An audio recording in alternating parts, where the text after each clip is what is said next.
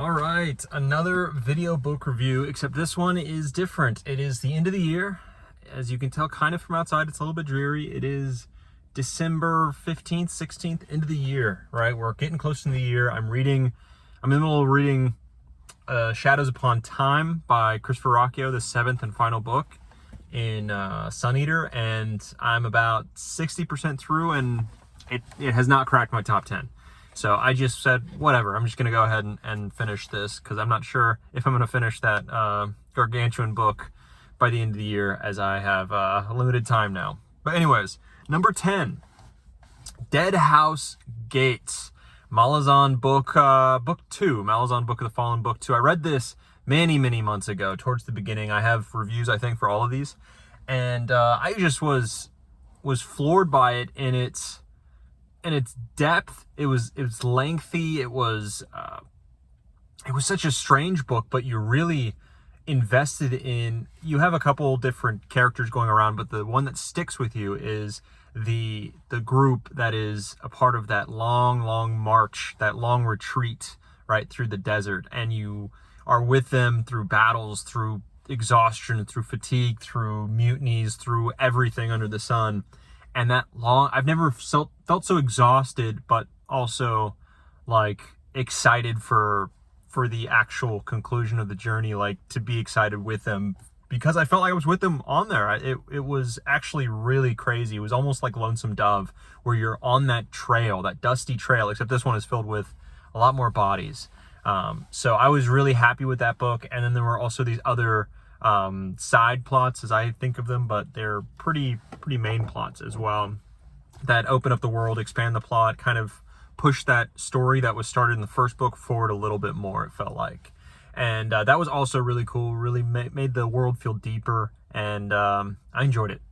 I think this is where the book the series has kind of opened up a little bit more for me. And I've yet to start the third one. I've got busy with a whole bunch of other stuff, but the third one I have it bought, and that'll be one of the first books I read, whether probably at the end of this year if I finish the last Sun Eater book, or the beginning of next.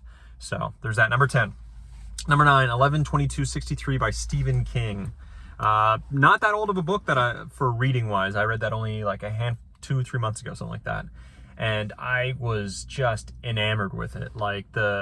I don't read much when it comes to time travel or anything, because it doesn't entice me a lot of the times. And a lot of times I'm like, well, why didn't you do this? Or why didn't you do that? But I really like the time travel in this book, because like the past was actively fighting our main character from the future. It was actively working against our character on like switching things up. And I thought that was a really cool way of doing time travel. But you also had a JFK assassination plot in there. So you're just kind of uncovering that, digging deeper in that. And that's interesting, I think, to most people who think about the JFK stuff or look into it. It gets just progressively more interesting. And this kind of delves into that. But then I would say half of the book is really a romance plot, a slice of life, small town Texas. You find romance in a strange place in the past even, and you just build out this really beautiful relationship. So I really enjoyed that, and it made this a heartfelt book. Had one of the most tense scenes I think I've ever read in my life, and this was in the first like 25% of the book. It wasn't even with JFK, and it was just nail-biter, intense, romantic. That really worked on like every level. I loved it. So that was number 9.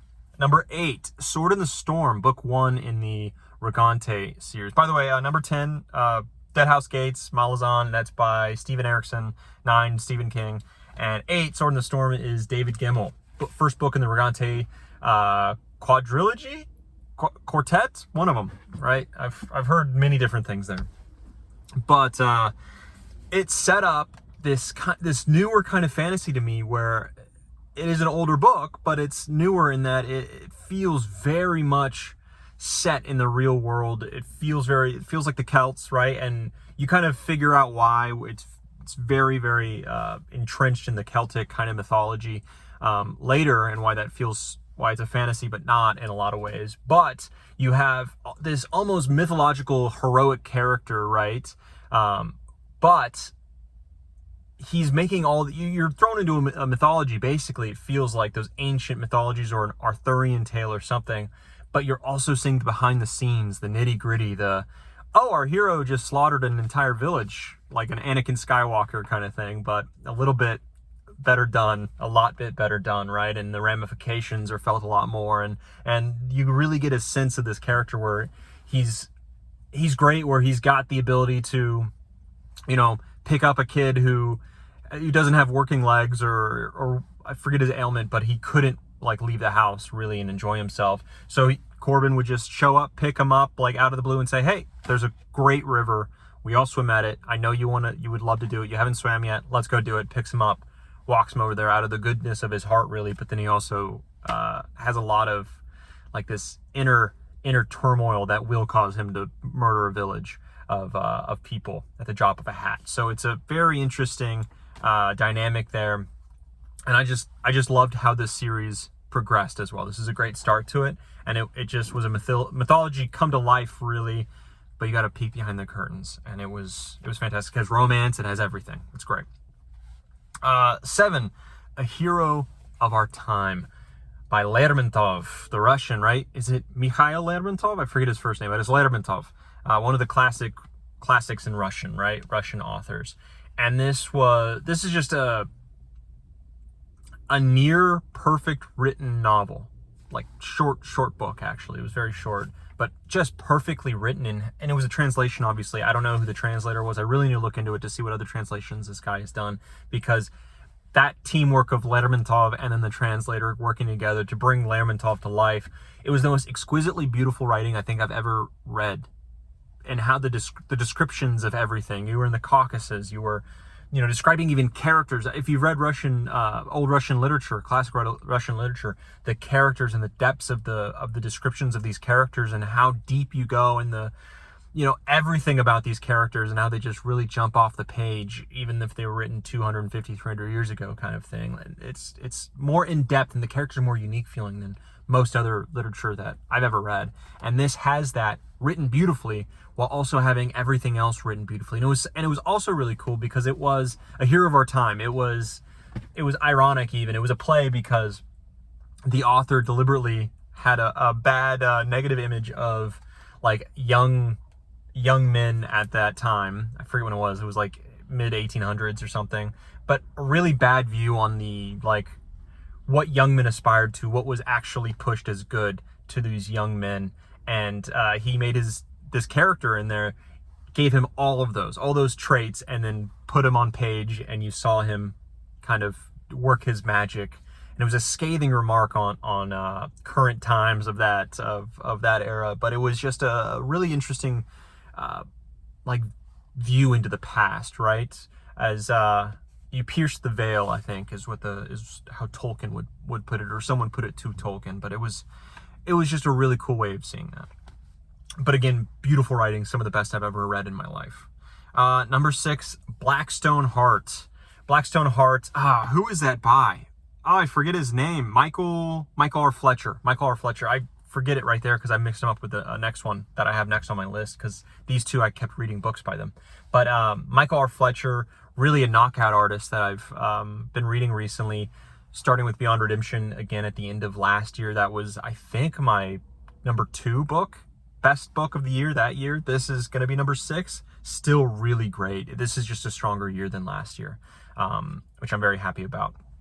But to get to this, Michael R. Fletcher, he brings grimdark in a way that I actually enjoy. I typically don't like it, the nihilistic just slog that grimdark typically is. This one there, and with what Michael R. Fletcher has done, has been so creative and so unique in how it's written, and how it is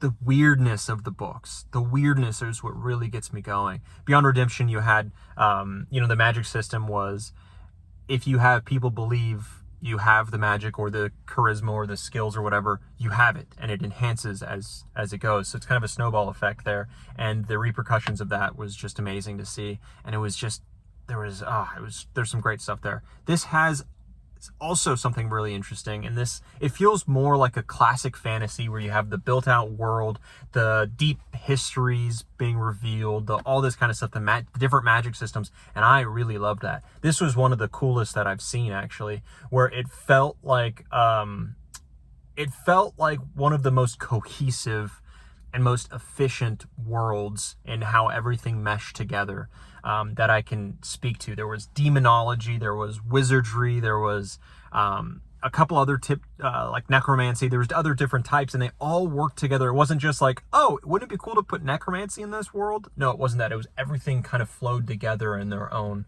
way and made sense. And how demonology, which our main character wakes up really with no memory of themselves, and they have to figure out who they are through sort of collecting pieces of their heart, of their Blackstone heart. And in that, he realizes a bit of a spoiler, but he is not the hero of ages past. It's in fact Darth Vader times a million, really it's Sauron, picking up the pieces of his Blackstone heart, figuring out just who he was, and initially being appalled by it, and later becoming more of himself. And that was just such a cool thing to see. And the relationships, how those were affected because of that. Just the world itself was intense. But I really loved the fact that was happening, that you had, this villain picking up the pieces of his Blackstone heart, having us with them remembering what was going down in their life, and you get pieces of that's how you build the world and build the character at the same time. And it was just so beautifully, masterfully done. I loved it. It was so great. It was gross. There were so many intensely gross parts, and I hated reading a lot of the parts because you read some terrible stuff in there, and Michael R. Fletcher is really grimdark with it. But the story is just so great, and the world is so great that you can't take your eyes off of it. You hate them, you hate everyone there, but you need to complete it. I think I get why people like Joe Abercrombie, because I was always like railing on these are awful characters, and they're descending into this terrible stuff like Best Served Cold. I hated that book, and this is like the perfect version of it. This is the way better version. This is like with the character arcs, this is the perfect version of that does it right. One, Best Served Cold did it wrong. It zigged when it should have zagged into Blackstone Heart. Number 5, Bastion. Oh, by the way, all these books are going to be like 9s plus out of 10. Bastion is number 5. That's by Phil Tucker. And this is like a progressive fantasy, my first ever progressive fantasy that I can think of. If Dungeon Crawler Carl doesn't count, I don't know. I really don't know. These are all kind of new things to me. But I've heard it called a progressive fantasy by Matt's Fantasy Book Reviews, which he's the one who recommended to me through his video, right? So read Bastion, was a little bit wary of it, but then I jumped in and it caught me from page 1, right? The first chapter is one of the best first chapters I've read. I think in most things I've ever read. It's one of the best first chapters, and how it rolls into this unique world with its unique magic system, and how our character is the most like driven character like ever. Most driven character, and you have to be driven, and he has to be driven for where he's at. And it's I guess that's part of progression fantasy, where he's at the very bottom, he's below the bottom, and you have to see him dig himself and crawl through the muck to get even to base level to compete with everyone else. And then he has to now compete with everyone else and get further and further along. And it's very interesting. And you're stuck in Bastion, in the that main city Bastion for the first book. It's interesting. It kind of gets long in the tooth a little bit, maybe in the a little bit in the middle, but it just is amazing after that and before it. But it's so great that that kind of middle section gets washed away, and it only gets cooler into the next book. But that next book, I don't think it cracked my top 10. It might have, but I thought Bastion being number 5 was good enough on here to kind of meet that. But it was just one of the coolest magic systems, and one of the coolest main characters, because he was so driven. And it was like watching, I don't know, like watching Hitch, where you are really rooting for, you're seeing Will Smith come from the bottom, come from the bottom, and you rejoice with him when he succeeds at the end, and you almost want to shed a tear because of it. You get that feeling here where you just are working with this guy, working to try to get this, hoping that really he finds himself successful. And great cast of characters that also, I forgot about that, great cast of characters that really care for each other, really stick up for each other. You understand why. It's not just randomly done like that, but you understand why, and they stick together, and it's beautiful. It's a beautiful little quartet of folks. It was great. Number 4, Shield of Thunder. David Gemmell, another David Gemmell book. This was a good David Gemmell year. Great David Gemmell year. My first year of David Gemmell. There's more to read of him, but Shield of Thunder was book 2 in that Troy series, which was the last trilogy that last book series he ever wrote.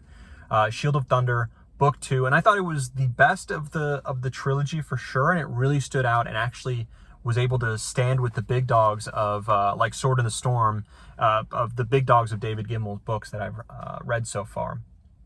It was a sword and not sword and sorcery, but sword and sandal kind of epic, where it's a historical fiction back in the Bronze Age Troy kind of time period, right? And you get like swashbuckling adventures. You're bringing myth back into life, because really your view of this time period is kind of based off of movies or Herodotus or something, right? Where you kind of get a mythological-esque view of it.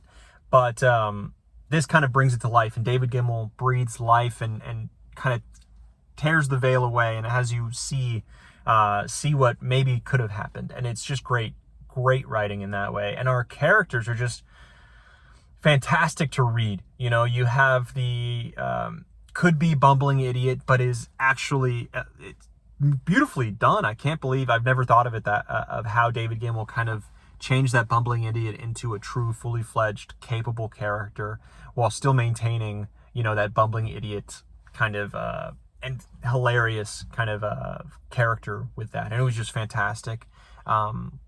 You had Odysseus, which is my favorite character from the series, from that trilogy. He's wise and funny at the same time, and that's hard to do. And he's like a yoked Gandalf, bald Gandalf, who will sail his ship, will talk to your ear off about his woman, and he would just come right off the page and stick in your mind. It's just like the characters in David Gemmell's books are just so well written, so well realized. And with David Gemmell, I can't say it enough, he brings light back into your life when you read his books, because you could be having a bad day and you read David Gemmell and you're like, humanity is fantastic. We must nurture it. We must, no matter what, we must nurture it. You could be having your manager could have yelled at you and you say, oh my gosh, I can never come back. I hate that guy. And then you read David Gemmell and you're like, he can be redeemed. He's a redeemable guy. Let me not think of him so badly. That kind of thing. But, that's David Gemmell's writing, and Shield of Thunder is just a perfect example of it. Book 1, really good, not great, weaker characters. Book 3 has its own slew of problems. Big reason is because David Gemmell died while writing it, so it kind of suffered because of that. But book 2, you have focus on a different set of characters than books 1 and 3. 1 and 3, you kind of have a focus on the same characters. Book 2, you kind of veer away, and it's perfect.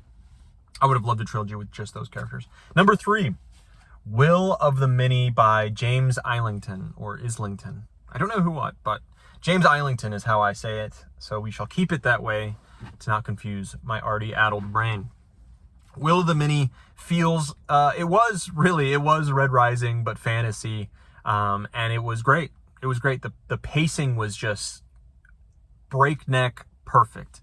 It was so great. That was the best part of this. I couldn't put this book down, and when I did, I wanted to bring it right back up. Our main character, very driven, very interesting. He, there's no silver spoon. Nothing is given to him. He is, he's earning everything that he is. He's succeeding, and he's succeeding for a reason. The school aspect, I don't read much school stuff, so the school aspect was really cool. The world was kind of on the back burner. It wasn't as good as Red Rising, just in general, but it was, almost there, almost great, almost perfect, and it had such memorable, emotional character moments that made me think of Red Rising between these the cast of characters in a school kind of setting, and I really loved that. I kind of love it, I guess, when it shows up, but I only read it when it's great. So maybe that I'll preserve that love for the school setting when it's great like this. But the action set pieces were great. It was a unique world, and the magic system where you're kind of siphoning. It sucks, but you might have to siphon your will, and you will have to siphon your will, actually, your like willpower into someone else, and it has all these levels and such, and so you want to bring down the society, and it isn't a cut and dry thing where, you know, our main character doesn't like it, there's a resistance movement, he joins it, maybe he doesn't like the resistance movement because they're doing, you know, terrible things in the name of justice, but, you know, maybe he'll overthrow it at the end. That's not what happens at all. It goes down its own path, and it's very interesting because of that. You know, makes it great. And the ending is just blows your mind. And I haven't read the second book yet. I know it's out, or it will be out. I don't even know. But could be a make or break on the trilogy. Very bold move. So if you haven't read it, please read it. The pacing is just amazing. Number 2, Lines of Al Rassan. Oh my gosh, Guy Gavriel Kay. Those first couple books I read by him, all classics, all just fantastic. And Lines of Al Rassan really was the peak, and it was in, I believe, like January or February that I read this book, and I was convinced, okay, this year 2025 is going to be the GGK year. And I continued to read more GGK books, but none of them ever, like, they all kind of fell off compared to this Lines of Al Rassan. This oh my gosh, it was the depth of a Lord of the Rings with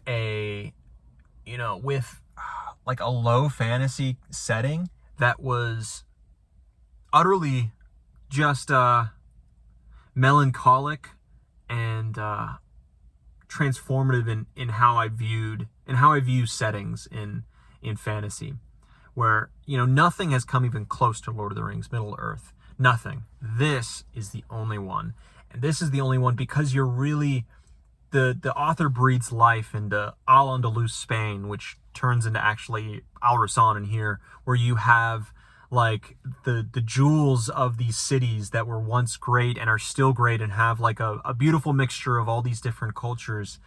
And we're at the end stage of this, and every one of them, they're all jewels that they're all stars that are about to go out. And you are very well aware that all these stars will go out soon. And you got a tide of, you know, this one culture coming from the north and another tide coming from the south, and just those in the middle who work well together from all these different places and cultures and count each other as brothers. They have to look each other in the eyes and know this is not going to last. We will fight soon. These beautiful places filled with art and culture that is unique to this place and this time will be gone soon, and having to deal with those repercussions with all these just amazing characters to fill it out with their own I guess interplay of relationships that enhance that cultural divide that ends up widening and widening as this beautiful world falls. And that's just it was such a beautiful book to read. I loved it. I think about it a lot. When it comes to just perfect fantasy settings. Lines of Al Rassan, GGK's writing is the best fantasy writing that I've ever read. And it's when it comes to artistry, when it comes to the poetry in the words, you know, the best I've ever read, I think, might be Lermontov from earlier in this list, but GGK has a different way of doing it. It's a different kind of song, let's say, but it works beautifully. And please read it. It's the best of GGK that I've read. And you can look at my channel, but I've read probably seven of those books, 7 of his books so far, a lot of the heavy hitters, and this is the best. But it didn't make number 1. Number 1 ended up being Midnight Falcon by David Gemmell. I think this is my 3rd book of David Gemmell's on here. Yeah, 3rd book.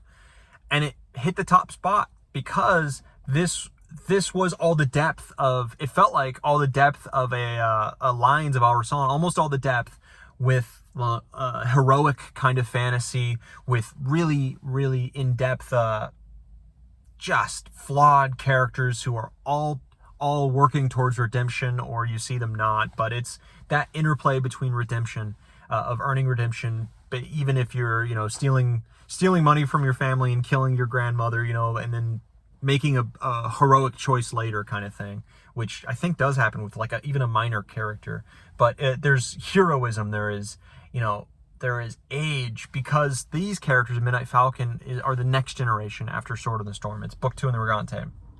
And you get to see all your favorite characters from the first book, how they are 20 years later, or however long later, but a generation later, their offspring, how the choices from the first book played out, how the world has changed, how the Regante as a people have changed, how everything has changed. You get that depth, and it's earned by the first book, and the second book just brings it out into something beautiful. And you get to travel and expand on the world, because our main character travels to the Rome setting, and is a gladiator for a bit of this book, and earns his stripes there, and takes all that knowledge, and you bring that world back into the Regante, and to help with that. And it's like a classic, amazing epic, where you have just a romance, heroism, big battles, big everything. Everything is big, and it's all done perfectly well, and it makes it made me like cheer a lot of times, because it made me feel so much. Well,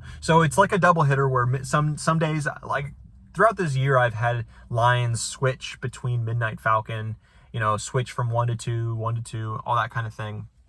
And even now they're kind of tied, where Lions is the slow, mature, deep setting. This is the fast, bombastic, deep setting of a David Gemmell, where you leave every reading session, feeling better than you did before. And that's why David Gemmell is just he is the real winner of this year. He is the one who I was impressed the most by. But I mean, all these books are fantastic. All these books are 9s and above. This was such a fantastic year, to where I read so many bangers. I read some stinkers. I'll have a video about that. But this series, or these books, sorry, in this year, just really knocked my socks off. Gave me so many new recommendations for paths to go down. I can't believe a decade ago I was, thinking, nothing can be better than Lord of the Rings, so it's not even worth trying to read anything, Oh shoot, that was more than a decade ago. So I would just endlessly read Lord of the Rings and the Silmarillion and all that.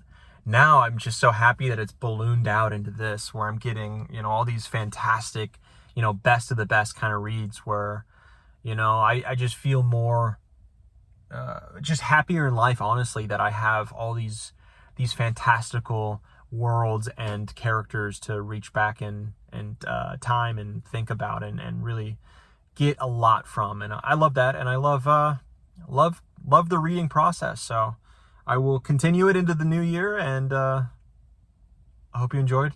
On to the next book.